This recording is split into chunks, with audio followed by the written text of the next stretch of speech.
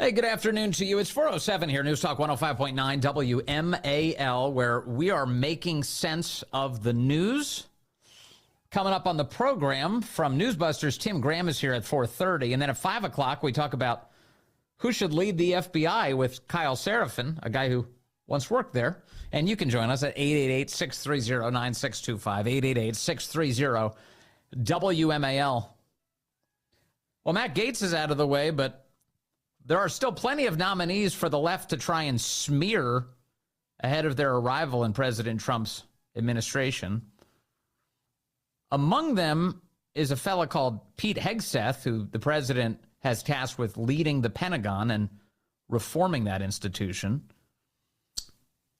This week, we get headlines from places like the New York Times that say, police report offers graphic details of sexual assault claim against Hegseth. And then the New York Times goes on to describe Pete Hegseth's attendance at a conference for Republican women in October of 2017, and that a woman described as Jane Doe alleged that Pete Hegseth had sexually assaulted her at that conference.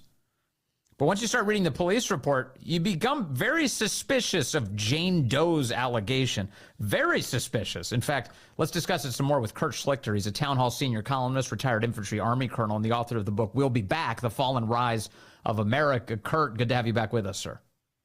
Well, thank you, Vince. And I want to announce, so it's very, very clear, I refuse to take a cut in either pay or prestige to go back into government and work in the administration. I am the one guy who doesn't want a job. Yeah, well, that makes two of us. But you're much more likely to be asked than I am. Hey, so this Pete Hegseth is he seems like a good guy. I don't know, Pete. I do like what I hear from him about the Pentagon. He's been a public figure for a very long time now. And while he was a Fox employee, he attended this conference. That's not up for dispute in October 2017. In fact, he completely agrees with it. But he says that this idea that he sexually assaulted someone is a complete fabrication. It's a lie. What's your read on it? Well, I read the entire report, and I have done litigation involving sexual harassment on both sides, plaintiff and defense. I've investigated in the military, and it stinks to high heaven. It looks to me like this married lady whose husband and kids were down the hall decided that Pete Hegseth was dreamy, went to his room, did the deed, asked him if he had condoms, went back to her husband, and a few days later got a case of the regrets. That's how I read it. Sure. Yeah. So she had a bad case of the Hegseths, and she went after him, but her husband was down the hall. And, I saw today a great account on X called Insurrection Barbie summarized some of the elements here. And she said, one, the woman in question, Jane Doe, waited 5 days to go to the police. So when they did the exam, they didn't actually test to see if she was drugged since it was already out of her system. Two, she's on camera. Yeah, let's not get past the buried lead. This is so the implied thing is that Pete Hegseth needs to drug somebody to get some action. Mm-hmm. I'm not buying that. I don't think so. Yeah. Okay, I'm with you. Look, I'm a straight dude, but Pete's a good-looking dude. Yeah, he does. That's right. He doesn't look like a foot, so he doesn't need to resort to such stupid tactics. This is no Bill Cosby. There you go. Okay, good. So then number two is she's on camera walking to his room with her hand on his arm. She doesn't look drunk or drugged. This was her trying to explain away why she claims she doesn't remember the events of the night. And then three, many people who were interviewed all said that she looked completely fine. I think that includes hotel workers who saw her, and they said that she didn't look out of it at all. If anything, he looked a little tipsy, didn't he? He had a few beers. Uh-huh. There's no question about that. Look, if the police were slightly suspicious, he probably would have been arrested. Sure. They wrote a very detailed report. They did a very clear investigation. I thought it was interesting that Pete talked to the cops something no client of mine would ever do, especially the innocent ones. Look, I mean, it is so clear what happened here. Yes. And they will try and trash him with it. Now, I love how the Democrats are suddenly all uptight because, a guy and a gal get together in a hotel room. On the plus side, he didn't drown her in a pond, so maybe that's not conforming. He's not a Democrat. Turn on the Kings. Yeah. If everybody in Washington who got together with a person of the opposite sex for a little roll in the hay was excluded from a job, you would have pretty much nobody, in any office there. Yes. So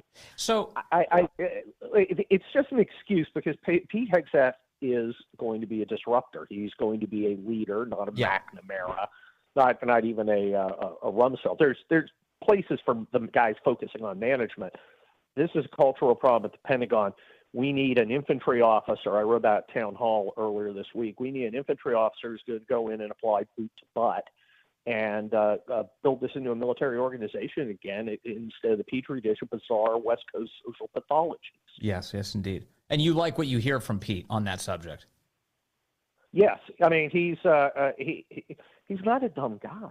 No, even though he is an infantryman, like I am, he doesn't look. He gets the problem, and the beauty is, Vince, as an infantry officer, he knows how to take command.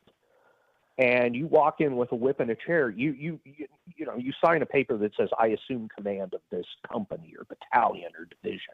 But you don't really have command until you take it, till you prove to those animals that you're leading, that pack of wolves, those predators who close with and kill the enemy with fire and maneuver, that you are worthy to lead them and display the requisite strength. Yeah. You're not in command. Well, there's a lot of... Kurt, there in Washington, D.C., New York, Atlanta, wherever these television studios are, there's a lot of people who are sitting in these air-conditioned studios and they're staring into cameras, and they're very concerned that Pete Hegseth wants to deprioritize or rip out entirely the DEI regime, or that Pete Hegseth has said such things as maybe we shouldn't use the nation's women as meat shields in combat. He says these things out loud. They're very scandalized by it, Kurt. No, they're absolutely scandalized. Those of us who've been in understand the terrible damage the DEI, CRT, woke garbage does. It destroys the organization. And look, I'm a guy. I work for women in war zones. I led women in war zones. There are, and I don't question the heart of American service women. Yeah. I do question what the appropriate rules are. Carrying 120 pounds of equipment is not something a 110-pound woman can do. And look, there aren't a lot of women who can meet these standards. So, to get these results, the standards get dropped. I think there's a huge discussion to be had. I think I don't think he should come in and start tossing around orders on day one about that particular issue. About DEI, yes, day one. Generals, It's gone. Don't be the guy who defies me because I'm putting a head on the spike.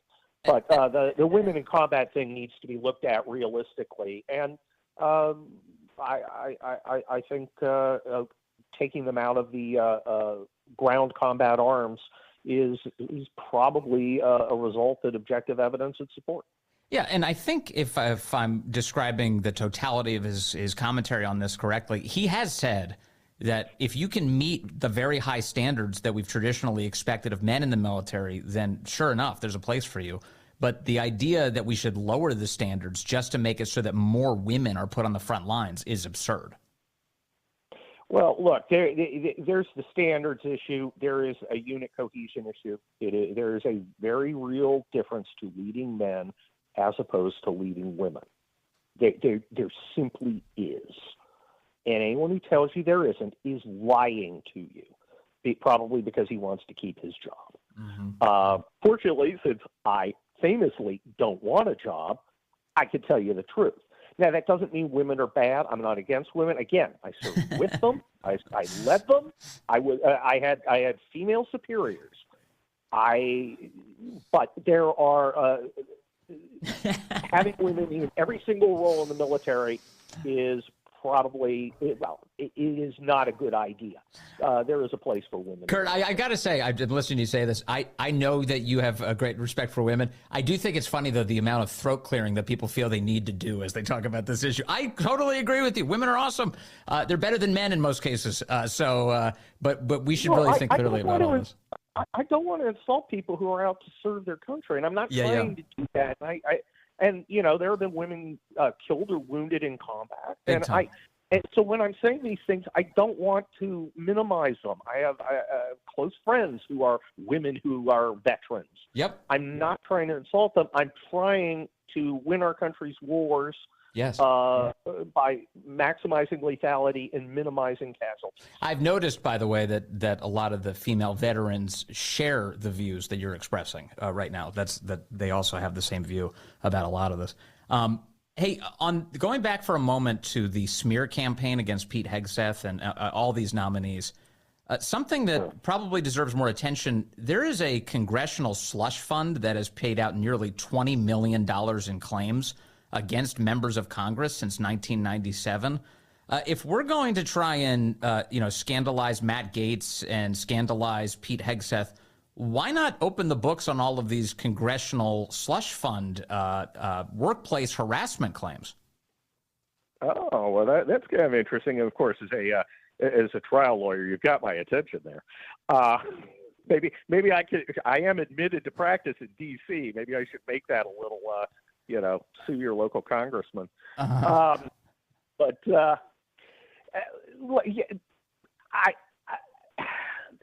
problem with these things, Pete Hegseth apparently, and I apparently paid some sort of settlement to her. And one of the things that happens is oftentimes people pay money on cases that are absolutely untrue. Yep. You pay money to settle cases that are not true for various reasons. So anyway, goes, well, what you pay a settlement if you're innocent? Well, including that he's a high profile Fox News contributor at the time.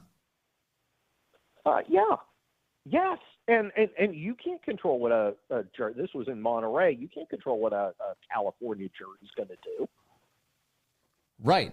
So I get it. No, I get it. There's a place for settlements. That makes a lot of sense. But I just mean, if you're going to scandalize the fact that he had one, well, let's just turn that weapon on all the members of Congress who are telling us that they're holier than thou.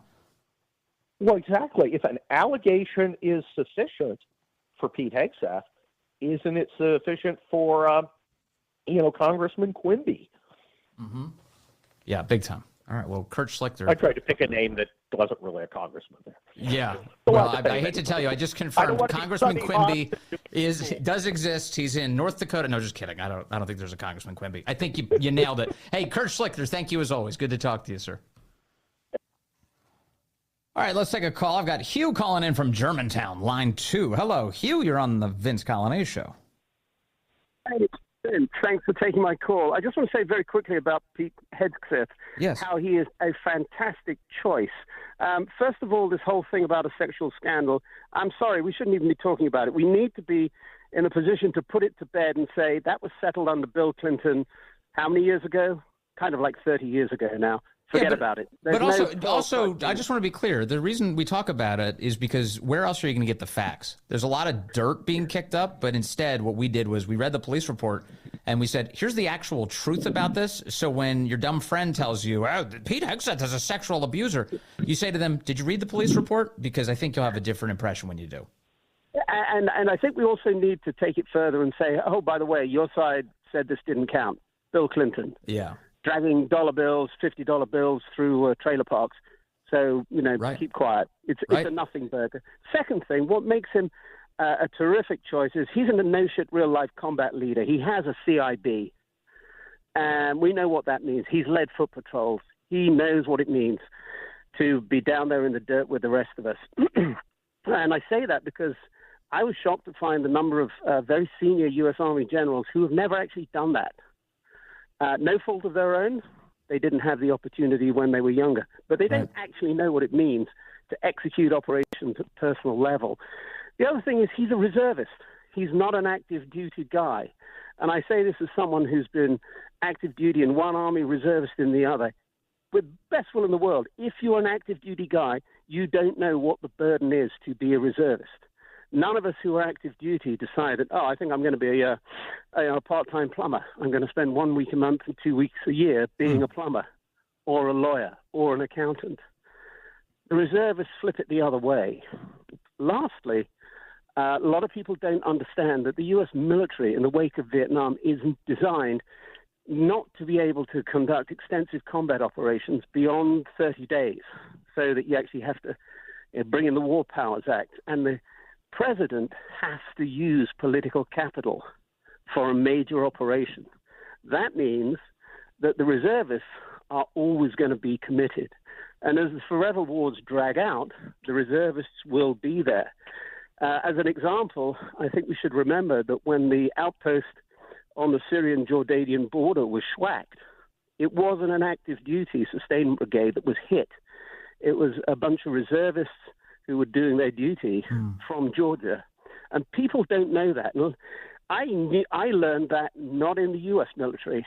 I actually learned that in the British military, studying the American allies. And I was shocked at the fact that the U.S. cannot do these things. In other words, there's a lot of really good reasons to look kindly upon. There's a lot of really good professional reasons. Yes. And he understands the waste. And also looking at Ukraine, how the nature of warfare is changing. Yes. A 70-ton tank that bogs down in Eastern Europe is not what we need for the way things are going in the future. No, not at all. So no, they hate him. And he's not looking for a directorship at one of the major defense contractors. And they try and exploit your decency to suggest that he shouldn't be in the role because he failed your moral tests. That's the way that they treat it. When, in fact, the reason they don't want him in the job is he's going to fix the very things that you just described to you. Thank you. I appreciate that call. It's very good, very insightful. Stand by. Coming up, Tim Graham will be with us from NewsBusters and the Media Research Center. We're going to talk to him about MSNBC. Is it the end of an error? We'll talk about it. Hey, good afternoon to you. It is 4:36 here at News Talk 105.9 WMAL, where we're making sense of the news. Coming up 5 o'clock, we talk to Kyle Seraphin about who should run the FBI and who's already been ruled out from that post. That's ahead. You can join us, 888-630-9625, 888-630-WMAL. MSNBC's ratings right now already low or in an even bigger free fall in the wake of an election where their audience's expectations of a huge Kamala victory were dashed by President Trump's win and the realignment of American politics that made that happen. And now we are seeing a bunch of headlines come in that the NBC's parent company, Comcast, is trying to separate its cable channels away from its main company business entirely. And in fact, that led to a New York Post headline this week. MSNBC staffers are, quote, in a panic as NBC parent Comcast plans to spin off the channel and possibly change its name. They say panic has engulfed MSNBC headquarters Wednesday after parent company Comcast confirmed a massive spinoff of its cable properties, with a top executive even suggesting that the left-leaning network may be forced to change its name.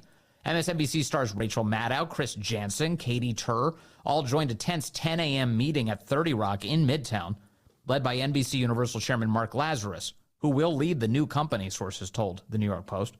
Staffers fearing looming layoffs peppered in with questions about whether the company will need to change its name, logos, and headquarters after reports surfaced that the new entity could be cut off from the reporting muscle of NBC News, sources said. Lazarus told MSNBC staffers he wasn't sure whether the network would have to change its identity or its home. According to insiders, everyone's in a panic, they say, because everything is up in the air, one MSNBC source telling the New York Post.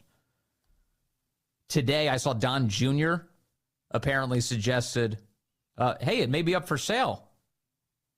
To which Elon Musk responded, how much is it? We'll see what that means. But in the meantime, let's bring in Tim Graham. He's the executive editor over at NewsBusters at the Media Research Center, and he joins us now. Hello, Tim. Hello. What is going on with MSNBC? Is it possible that this network is done for? Well, I mean, certainly they're being sort of exiled a little bit. They're putting them out on the island. NBC from the very beginning has always had this sort of tension, the NBC versus MSNBC thing. And it kind of goes both ways because obviously once MSNBC became this raving Keith Olbermann type of channel, then they were like, NBC's worthless. Chuck Todd and Andrea Mitchell should just go to Fox. So this is just more of the same. But yeah, it's not good. It doesn't suggest that things are going well, and it is sort of fun to hear the anonymous sources panicking. Well, why would a Comcast spin it away into a separate company if they thought it was a successful enterprise that was helping their portfolio? Right, and I think so. It does seem like we're creating this, we're spinning off this little thing that somebody else could buy. I think it does look like that. I mean, their publicity is all like, no, this is great, it will strengthen it or whatever, but people who are actually looking at these entities are saying, okay, what you're basically doing is you're spinning off the ones that aren't very successful or are disappointing you and basically sort of putting them on the block. And so, yes, if I was working there, I would be concerned. I just find it very weird that they're going to somehow try to change its name to something else. You know, we don't want the NBC piece of it. Well, it's kind of weird that they're even talking about a name change, because if they were going to change the name of that network, they should have done it back in 2012 when Microsoft ended its relationship with MSNBC. So the whole reason the company is called MSNBC is it was originally Microsoft NBC. Microsoft has no stake in that place, yet the deceit continues. The very name of the network is a lie. Yeah. Well, now Rachel Maddow can say it stands for Ms. NBC. That might be insensitive. Maybe it needs to be MXNBC. It's a good line. So I just do wonder, you know, if we're at the point where you know, this may be the very end, you know, because a lot of these media companies you're watching, especially at the newspapers, New York Times, the Washington Post, it seems like with each passing day, there's a lot of layoffs coming for these struggling news companies that don't seem to be actually turning around a revenue because they don't have audiences anymore. Well, and these people have been paid excessive amounts. So yes, Rachel Maddow getting $30 million a year for Monday Night was maybe a little excessive, and apparently they're going to chop her about $5 million a year. We know that Hoda Kotb said, I'm out of here at NBC because they weren't going to pay her $20 million a year anymore. Yes, these are the people that they pay to explain to us the damages, the ravages of inflation, and I'm sure they're feeling it. Yeah, how is that sustainable? How can Rachel Maddow make, what is it now? I saw some reporting today that she took a $5 million pay cut or something. But even if she's making, $25 million a year, isn't she on TV once a week? Yeah.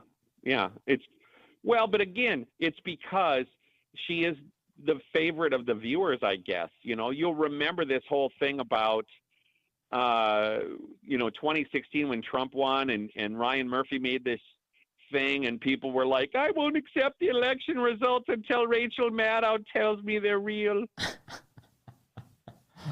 And also, one of the pieces here apparently is that MSNBC was also worried that Rachel Maddow would go to, I don't know, CNN or something and take all of her viewer with her. That was the big concern. So they had to give her a lot of money to give her this weird, sort of very privileged arrangement.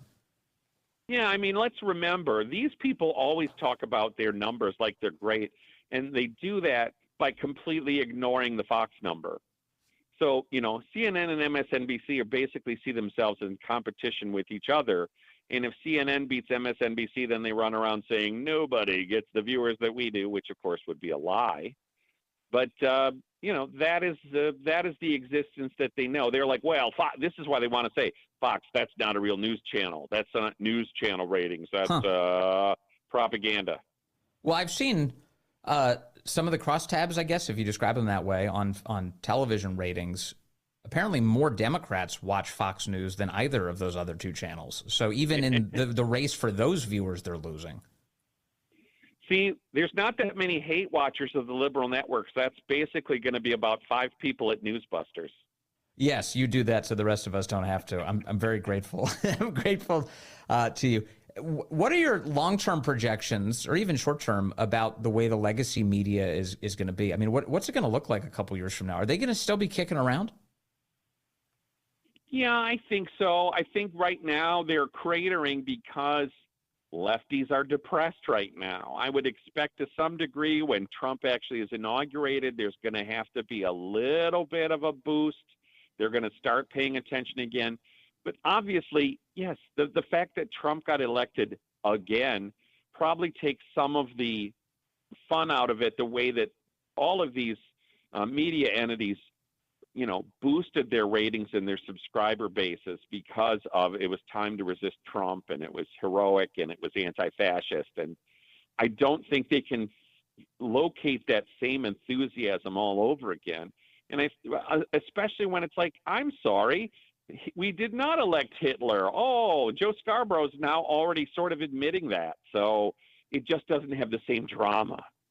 Yeah, and you'd hope that there's some percentage of the viewers who are waking up to the fact that they were very misled about the circumstances of the country by their favorite networks, because MSNBC in particular had kind of tried to convince everybody that Kamala Harris had all this popularity and energy and all the celebrities supported her, and it's going to be a great new future with her, and Donald Trump's a threat to democracy, and how could any working class person support him? All of those things, it turned out to be inversions of the truth. Yeah, I mean, I guess it's where does the weirdness begin? It's a chicken or egg question, because obviously to some degree, the viewers of MSNBC want this alternative universe where Kamala Harris is popular. There was so much of this that I think there was a great amount of insincerity, because I think they knew that she was not a good candidate.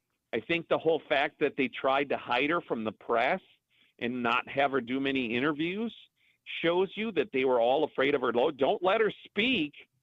I mean, how would they have gotten through 4 years of that? Although I suppose we just went through 4 years of the president of the United States hiding from the pro-Biden networks. As weird as that was, it would have been probably 4 years of more of the same. Yeah, for sure. And I'm glad that's not going to happen. Thank goodness. In the meantime, I just want to thank you, Tim Graham, for all of your excellent work and your time today. Thank you for joining us, sir.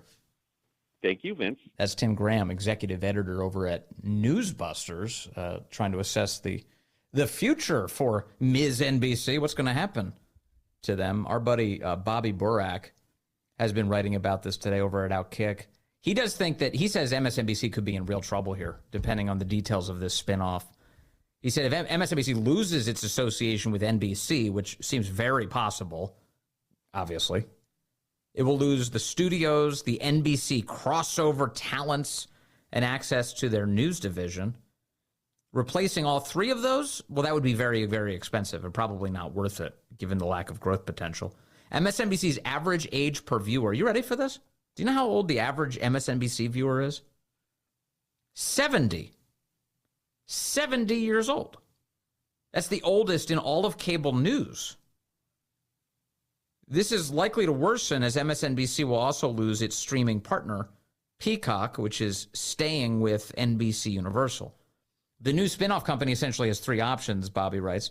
Invest heavily in trying to save MSNBC, which is unlikely given the lack of financial backing that the new company is going to have. They could trim MSNBC, that's number two, to make it cost-effective by getting rid of people like Rachel Maddow or Morning Joe. It's possible, but the channel is going to fade even more into irrelevance. Or three, sell it. No one with the financial resources to save it, the tech guys, wants to buy a declining cable channel, hence Comcast is spinning it off, says Bobby. He also doesn't expect MSNBC to replicate its ratings from the first Trump administration. That was entirely tethered to the Russian hoax and then COVID hysteria. So we'll see. I won't underestimate their capacity to just, echo the company line and repeat the hysteric conspiracy theories and lies that the left produces in the upcoming Trump administration. But will it produce ratings? I don't know. I hope not. And like I said, you have Elon Musk, perhaps jokingly today, suggesting that he'd like to know how much MSNBC might go for. Is it possible that he could buy it? Now, if any rich guy would do it just to troll the left, it would be Elon Musk. So that would be kind of amusing. We'll see. This is not the first time, by the way, that a major company has been talked about on Twitter and Elon Musk asked what its value is. The last time he did that, Twitter. And you know how that story ended up. All right, let's go to the phones. Garrett's calling in from Fredericksburg, line 2. Garrett, good afternoon, sir. You're on the Vince Coglianese Show. Hi, Vince. Hey there. I was thinking about this MSNBC thing, and I remember when I worked as a contractor at Reagan Airport, MSNBC was playing on all of the television spread around the terminals, and also at a few other airports that I've been to. And so, I mean, I don't know who's watching. And you said the older people are watching that, but it's also being shown without your consent, I guess, at these airports. And there's also these MSNBC stores in the airports that sell newspapers and candy and things. What happens to all that? If somebody like Musk buys it, does he have? Is that a contract, or are they just going to shut him out and all of a sudden it'll become a pay channel on the cable networks and they just won't cover it? Well, I love thinking about it. I assume they've got some sort of contract where they get the naming rights to the bookstore or whatever, the tchotchke store that's called the MSNBC or the CNBC store. You see them in all these airports. Remember, for years we were all subjected to CNN until the CNN airport network ended in 2021. And it came as a breath of fresh air to those of us who have to fly. But I see, like, if you see an MSNBC store, that feels like the same litany of tortures that the rest of the airport has to offer you. Whether it's like constantly yelling at you about your bag size or feeling you up as you go through security and then subjecting you to watch MSNBC. Like, the whole experience feels like it's designed to actually torture you so you don't actually fly anywhere. You just stay home. I really hope if that does come to pass, and a lot of things need to come to fruition for that to happen, but if Elon Musk somehow takes over MSNBC and then gets some real estate in all of these airports, I really hope he uses it to troll the left. Like, maybe feature his own tweets or something in the video screens at all of these airports. Just anything that annoys them brings me joy. Yeah, he can put up the podcast from Joe Rogan and all those kind of guys. Put those up at certain times. That'll really get them going. I love it. Yeah, whatever it takes. Thank you, Garrett. That's a good question. I don't know what would happen to those operations, but it's fun to think about. That's for sure. Let me go to Sharon, who's calling in from Linden right now on line 1. Hello, Sharon. You're on the Vince Coglianese Show. Hi, Vince. How you doing? I'm well. Good. I just wanted to call to let you know that I am so proud to be an American at this time of my life. A few days ago, there were a couple of people that called in about what's going on in North Carolina. Yeah. And it is really, really, really bad down there. And we got snow up here today, not where I live. Yep. And so I can't imagine what these people are going through. And it's American people who went out to help them. And it was Amish. I heard that there were a large group of Amish people left from Lancaster, Pennsylvania, and went there to help build houses for these people, and so they could be protected. Love that. And it's just, it's amazing how people are pulling together. Plus, I wanted to mention real quick about the vigil that's held for J6 every night. Yes. The people they've been there for 2 years, every single night, rain, sleet, snow, doesn't matter the weather, and they give out, like with the senators not showing up for the appointments, they put out the word, call call your senators, give them the word that they need to do something about this. Yeah, the January 6th. Sharon, thank you. I really appreciate this call. No, Sharon is pointing to all of the great Americans around us and how much hope they should give us, whether it's responding in Western North Carolina or maintaining that never-ending vigil outside of the D.C. Central Detention Facility for the J6 detainees. That continues to this very day. God bless them all. Stay with us. Coming up, Kyle Seraphin. He knows about the FBI's abuses. We'll talk to him and about who should become the FBI director next.